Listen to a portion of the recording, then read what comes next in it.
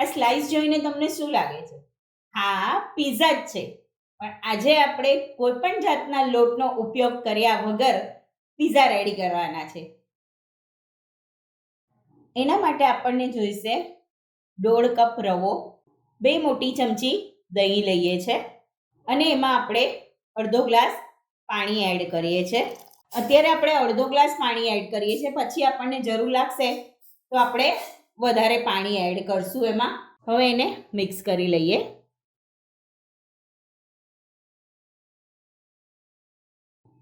હવે આપણે આને 15 મિનિટ માટે રેસ્ટ આપીએ છીએ.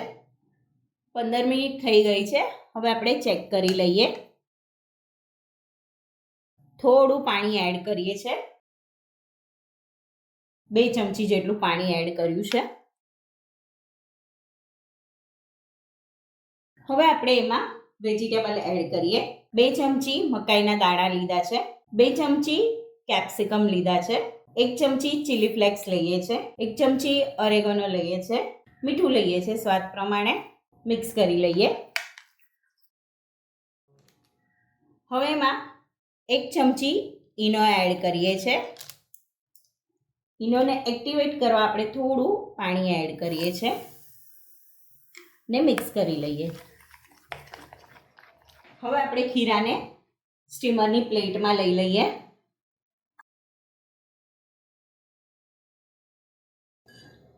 સરખું ફેલાવી દઈએ એને. ઉપરથી પિઝા સોસ એડ કરીએ છે. હવે એને આખામાં ફેલાવી દઈએ. પિઝા સોસ લગાડાઈ ગયો છે. હવે આપણે ઉપરથી વેજીટેબલ્સ મૂકી દઈએ છે. ઉપરથી ચીઝ નાખીએ છીએ આપણે. તમે અહીંયા મોઝરેલા ચીઝનો પણ ઉપયોગ કરી શકો છો. હવે આપણે ઉપરથી પિઝા પાસ્તા મસાલો એડ કરીએ છે.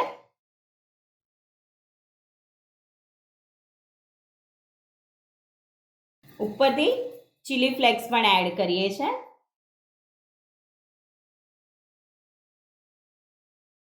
હવે એને 10 થી 12 મિનિટ માટે આપણે સ્ટીમ કરી લઈએ. પિઝા ઢોકળા સરસ મજાના સ્ટીમ થઈ ગયા છે. સરસ મજાના પિઝા ઢોકળા તૈયાર છે. છે ને યુનિક એવા ઢોકળા અને યુનિક એવા પિઝા. મળીએ નવી રેસીપી સાથે. ત્યાં સુધી સ્વસ્થ રહો, મસ્ત રહો અને ખાતા રહો. Thank you.